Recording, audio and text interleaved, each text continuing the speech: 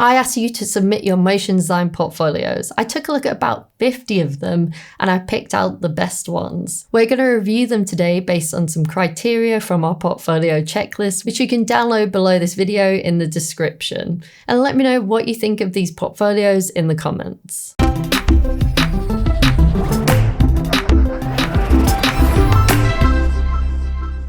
So first up, we have Zoe Buyers. Now let's see how she does compared to our portfolio checklist. So first off, we're on her homepage. Now I haven't really had a look at these very much before I've done this video because I like to do it as if I was a client looking at this for the first time. So let's have a look. So it says she's freelance animator and illustrator in Bonnie, Scotland. That's nice. Now I know a little bit more about her. So let's see if we scroll down. Okay, so this is the show reel and it's automatically playing. This is good, but I think what I would prefer to see from Zoe is actually to have some sort of, scrolling bar or something like that so that we could actually go through and we could stop it and pause it on different shots and things like that. So Zoe gets a big tick on my checklist over here for show reel easy to find. So it's great to see that she has worked with some big brands and she's got them on there. So for a homepage, I think this is really good. Is she showing some of her best work? I think so. I think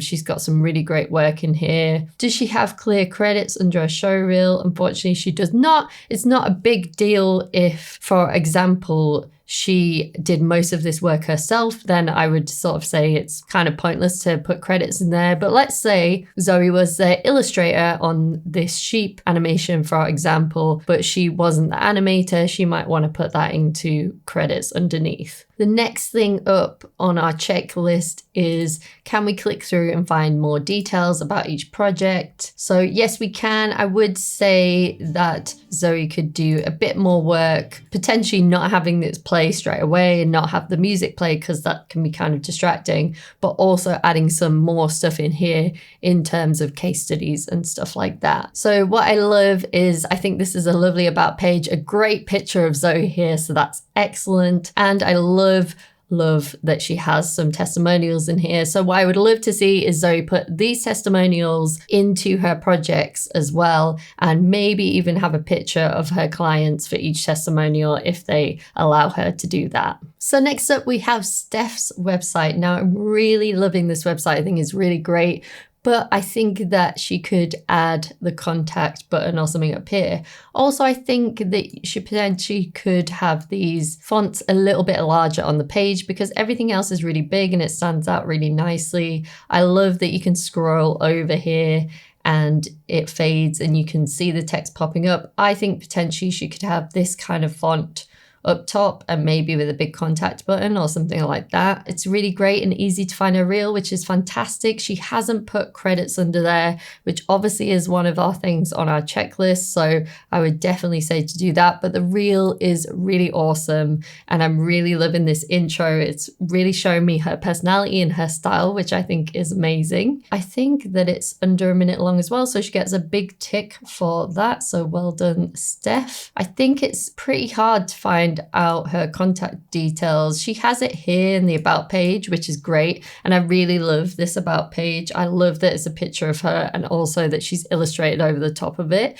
It's showing a lot of personality and a lot of style, which is really great. I love this Steph Hallett kind of vibe she's got going on. I think that's really cool. But I think definitely adding a contact page, maybe having it like as a big purple button in the same kind of color as this would work really well. I think overall, Steph has done a pretty good job at showing some behind the scenes. So I think if we go into the spa project, she's shown some storyboards and things like that, but she could definitely do with having a bit more of an explanation about each of these projects because they're really beautiful and some really nicely designed work, but having some more explanation, more process, more testimonials, things like that is just going to really sell it to me if I want to hire Steph for a project. So next up, we've got Andy. Now, this is really interesting because when you land on his website, he has Reel, and then he has Analog Duo, and then Proxy, and then Play, which is really interesting. And what I really like about this website is all of these kind of images popping up in the background. Now let's click on Reel. I'd say that because your first page is so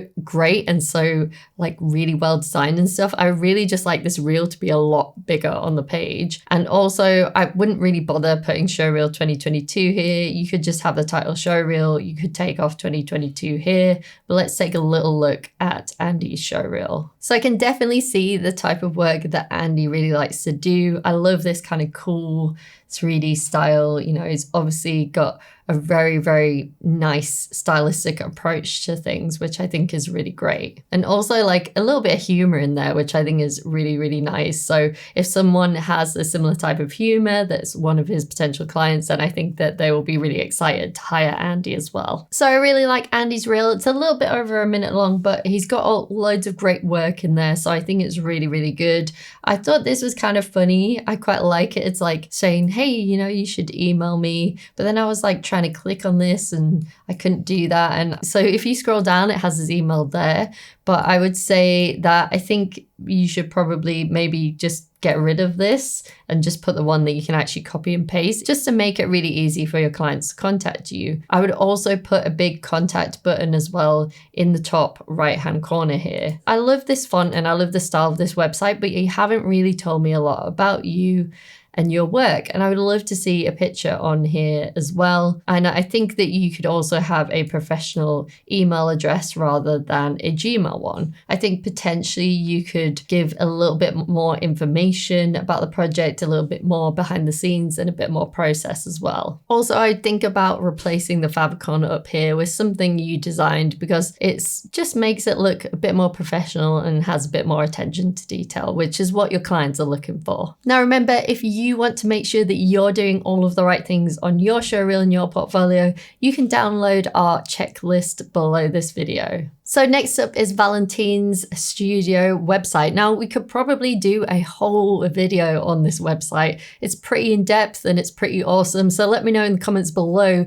if you want me to do a full video review on Valentin's website, but let's just go over the highlights and see if he is ticked our boxes on our checklist. So first off, the first criteria, remember, is to find the showreel easily. So let's see. Okay, so the showreel is here. It's a little bit further down. I think that's good. I mean, I love this motion design that stands out. I think this is like a really great, interesting kind of homepage and a little bit different. So I think you can find the showreel easy, but maybe it's a little bit further down the page than it could be. So it's a good solid 39-second showreel, which I think is really good, including a lot of work. I feel like from this website, I was kind of expecting the work to be a little bit less diverse and a little bit more kind of a similar vein of what the website looks like. Maybe a lot of 3D, quite a lot of color and stuff like that. I love that the contact us is right here. I would say that potentially this could be much bigger and it could say contact us, and maybe having less options up here could really help, but you could have them further down the page. I think this is really interesting because it's like almost like a sales tool, and it's saying like, you don't need a video, you actually want more results and sales and stuff like that. So it's showing that Valentin actually understands his clients and maybe what he wants. And I feel like this is also appealing to a particular type of client, a particular avatar. So, you know, more direct clients rather than agencies and stuff like that. So I think this is really interesting. I definitely think it's kind of cool to have a video maybe explaining your skills a little bit more and what you can offer to the client. I think it's good that he included this as a kind of pop out on a button rather than above the showreel, because I think it's really important to have the work first and foremost still. I think it's really great and funny that he has a big get a quote and you can click on it. I like that he has this form. He has a lot of questions. So what I would say is I think it's great to have a form like this with a lot of questions, if you're kind of almost trying to deter some clients, you know, you're putting the budget in there because you don't want to get any kind of cheap projects and stuff like that. But then also this is interesting if you're trying to pre-qualify your clients to make sure they're suitable to work with you. So I think it's a really nice idea, but I potentially would look at maybe having less questions, or maybe having this in a type form or something like that, where the questions come up as you go along. So you don't immediately look at this and go, oh, I don't have time to fill in all these questions, I'm just going to go and hire someone else potentially. I love that it has a nice picture here and it's easy to find the about section. I love that you can book a meeting here as well. I think this website overall is pretty smart. Maybe there's a little bit too much in here and it could get a little bit confusing, but I think it's really interesting. Overall, I think this website is amazing and I would love to do a whole video on it. So if you want me to do that, then pop a comment below this video. If you would like me to review your portfolio and show reel, we'll put some links below this video of different ways that you can do that. Now that you know how to make an amazing portfolio, you should probably watch these videos next. And remember to download our portfolio checklist. I'll leave the link below this video in the description.